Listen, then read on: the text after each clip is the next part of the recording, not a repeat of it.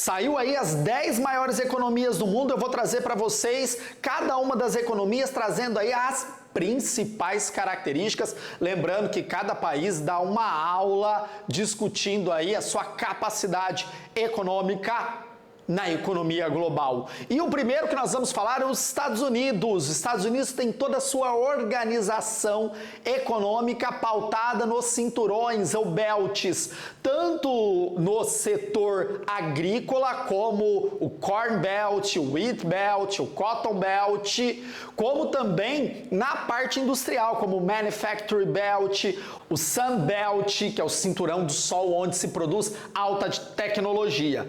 Os Estados Unidos têm também os valleys, né, onde se desenvolve tecnologia de ponta, como o famoso Vale do Silício. Mas nós temos também o Vale das Praias, na Flórida, onde se produz muita tecnologia. Os Estados Unidos também têm o setor aeronáutico, representado pela Boeing, muito relevante no contexto global. E, claro, nós não podemos deixar aí de lado o setor financeiro dos Estados Unidos, é um dos maiores credores do mundo, a partir do Fundo Monetário Internacional. Lembrando que a indústria bélica também dos Estados Unidos é muito forte. Juntando tudo isso, os Estados Unidos fica na primeira posição como a maior economia do mundo. O segundo lugar é ela, a China, que lá na década de 70 não figurava nem entre as 20 maiores economias do mundo, agora é a segunda maior economia do mundo, veio crescendo pós mudanças econômicas promovidas por Deng Xiaoping, a abertura da China para capital estrangeiro, criando as zonas econômicas especiais. Fica ali do lado leste da China, então ali você tem enclaves, algumas cidades onde o capital estrangeiro pode investir, e o próprio chinês também pode ter uma empresa. Gente, aquilo ali movimenta bilhões, quiçá trilhões para a economia chinesa, como o Guangzhou, Shenzhen, que são as fábricas de tecnologia do mundo hoje. Todo celular do mundo sai dessas duas cidades. Claro que nós não podemos deixar de lado o setor agrícola da China. A China produz muito alimento. Claro, nós estamos falando de uma população de 1 bilhão e 300 milhões de habitantes. Lembrando que a China também é um grande produtor de petróleo, um grande produtor de carvão, grande produtor também de minério de ferro. Os recursos naturais são abundantes também no território chinês. Fora que a China tem um forte mercado imobiliário, já que muita população saiu da área rural e foi para a área urbana, aí precisou construir muita casa e o setor imobiliário chinês, deu um boom. A China gastou em um ano do que o mundo gastou em 10 anos em concreto. Só para você ver a capacidade econômica da China, que o cenário que ela ultrapasse os Estados Unidos até 2030. A economia dos Estados Unidos, o crescimento é muito menor em comparação à economia chinesa. Lembrando que os Estados Unidos sempre inventam uma guerra para sua economia crescer, porque guerra no quintal dos outros é dinheiro para os Estados Unidos. Aí nós temos o terceiro lugar, o Japão.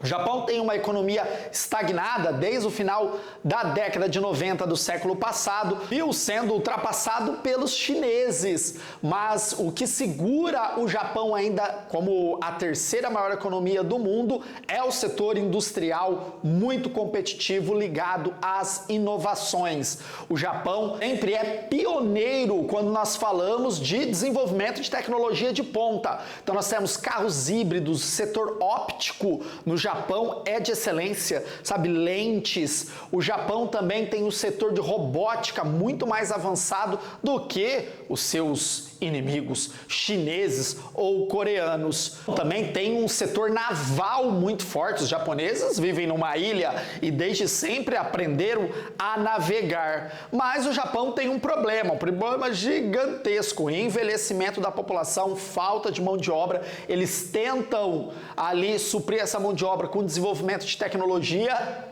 mas não estão conseguindo. Por isso estão até flexibilizando a entrada no Japão. Você viu que turismo no Japão agora para brasileiro ficou muito mais facilitado, né? Para você entrar no Japão, antes era complicadíssimo. Por quê? Eles precisam até movimentar outros setores que antes eles deixavam de lado, que era o turismo. Não interessava o turismo para o japonês. Hoje interessa, por conta dessa estagnação econômica. A quarta maior economia do mundo é a tradicionalíssima Alemanha, com a sua indústria pesada, muito forte, principalmente ligada à mineração, ligada à extração de carvão e de minério de ferro, além da sua indústria química também fortíssima, ligada à produção de medicamentos. Se é Bayer, é bom. Lembrou?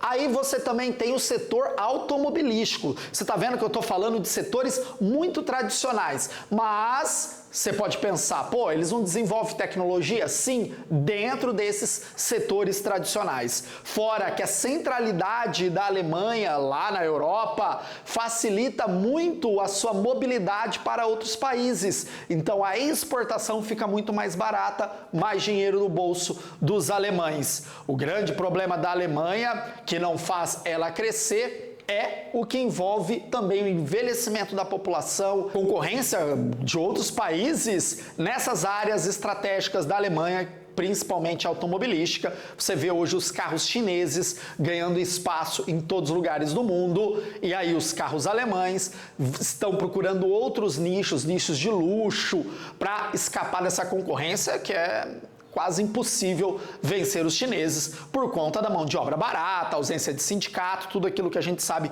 que ocorre na China. Aí nós temos a quinta maior economia do mundo, do Reino Unido, muito parecida com a economia da Alemanha, também pautada nos setores tradicionais, setor automobilístico, no setor de extração de minérios. Você tem grandes empresas britânicas que atuam na extração de petróleo em todo o globo, e isso leva muitos recursos para a pequena ilha, pequena mesmo, mas muito importante na história da humanidade. Lembrando que os britânicos surrupiaram muitas riquezas, aliás, continuam surrupiando riquezas de continentes como a África e a Ásia. Isso mantém o Reino Unido na quinta posição, mas em breve vai estar lá embaixo, junto com os outros europeus.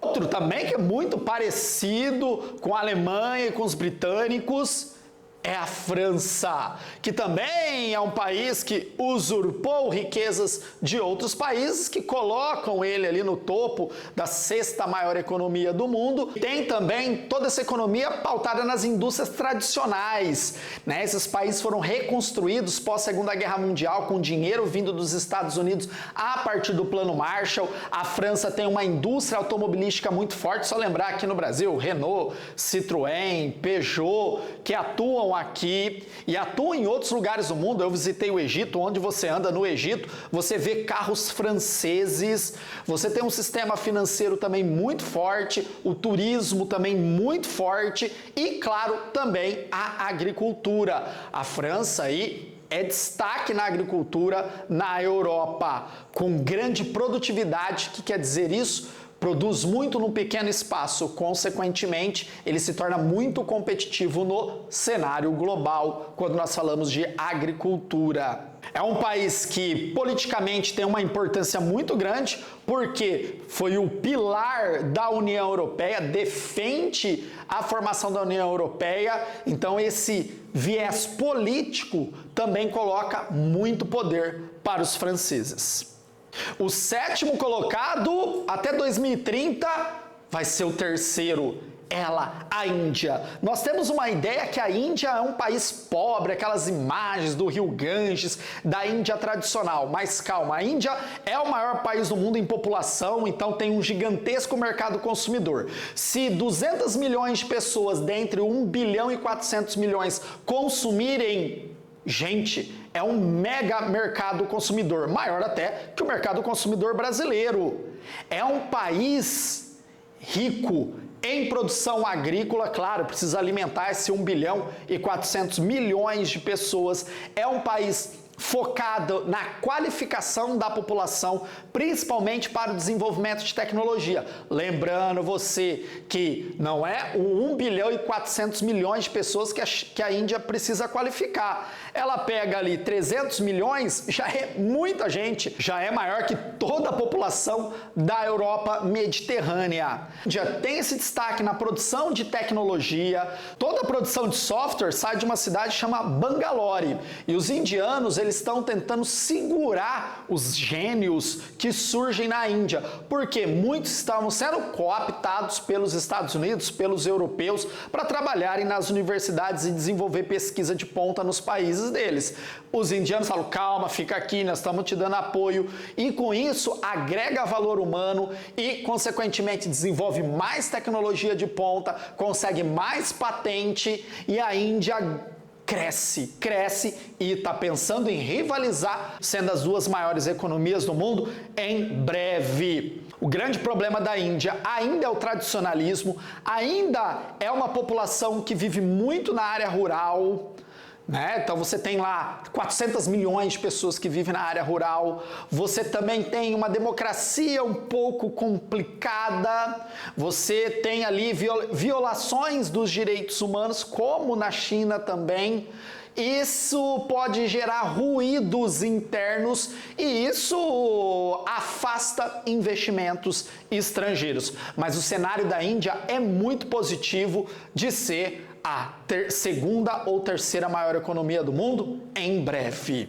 Nós temos a oitava maior economia do mundo, a Itália. A Itália, que é muito tradicional, todo mundo sabe da importância histórica da Itália no desenvolvimento da sociedade ocidental. A Itália também, como os outros irmãos europeus, tem uma indústria muito pautada no tradicional, na indústria automobilística, e um diferencial, que é a indústria de vestuário, também é destaque na Itália, principalmente no norte da Itália. Mas não o vestuário para competir com a China, que é o do dia a dia, e sim o vestuário de luxo. A Itália é um dos países que mais recebe turista do mundo, isso também impacta demais a economia italiana. O grande problema da Itália, primeiro, é o envelhecimento da população, falta de mão de obra, é um país que é entrada de imigrantes sem qualificação, e isso gera ruídos sociais que levam posicionamentos mais extremos frente à permanência desses imigrantes no país, elegendo políticos mais conservadores em relação à presença desses imigrantes no país. A Itália, a tendência é que perca posição em breve para o Brasil, né, que é a nona maior economia do mundo, que era a 11ª, já é a nona e possivelmente vai figurar entre as 6 maiores economias do mundo em breve. E a Itália vai perdendo esse espaço no cenário global. Ainda a Itália tem um destaque na indústria de telecomunicações com a TIM, na educação, você tem grandes universidades lá, como a Universidade de Bolonha, e isso são atrativos para a grande Itália. Brasil era a 11ª economia do mundo, agora é a nona e em breve será a 6ª. O Brasil é uma população grande, um forte mercado consumidor, mão de obra relativamente barata em comparação a outros países do mundo, fora que o Brasil tem uma economia diversificada. Todos os setores são muito bem equilibrados, claro, com destaque ao agronegócio e também ao extrativismo. O Brasil hoje é um dos maiores produtores de petróleo do mundo, foi até convidado para participar da OPEP+, né, do grupo seleto aí dos maiores produtores e exportadores de petróleo do mundo. O Brasil é destaque na produção de soja, na produção de milho, café, laranja, carne bovina. Esses produtos, o Brasil figura entre os 3 maiores exportadores do mundo. A nossa indústria é uma indústria ainda que depende muito de investimentos externos, da chegada de empresas de fora, né? O Brasil ainda dá passos muito lentos no desenvolvimento de tecnologia, de fortalecimento da ente nacional, como a nossa indústria automobilística, por exemplo, dependemos de indústrias estrangeiras que se instalam aqui. Nós não temos uma Gurgel que foi aniquilada por governos do passado. A indústria farmacêutica, que podia utilizar os recursos da Amazônia para produzir medicamentos, consequentemente gerar patentes e o Brasil alavancar entre as 3, 4 maiores economias do mundo. Isso requer o quê? Investimento em educação, e aí tem um gap. O Brasil tem um atraso em relação aos seus concorrentes que estão acima de você. Mas o cenário é um cenário positivo, que a economia brasileira, pelo seu poderio, pela sua diversificação e pela sua boa relação com os outros países, tende a crescer nos próximos anos. E o Canadá, que é a 10ª maior economia do mundo, foi ultrapassado pelo Brasil, tem a indústria extrativista como destaque, corte de madeira, já que o Canadá tem uma grande floresta boreal. Você também tem ali a indústria de gás, a indústria de extração de petróleo como destaque. O Canadá, ele tem alguns problemas, uma população pequena, um vasto território e grande parte do território congelado. E outro problema, está próximo dos Estados Unidos, então ali tem uma competição industrial que é problemática para o Canadá. Lembrando que o IDH do Canadá já é bem superior, por exemplo, ao IDH do Brasil.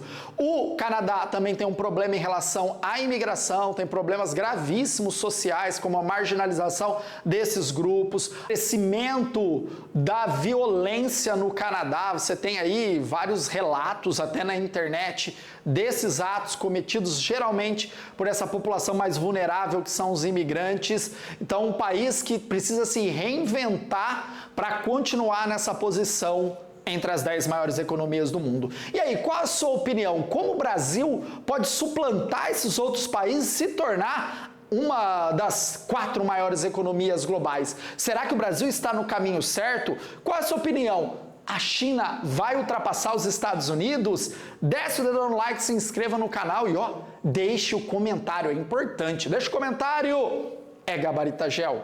Valeu, galera!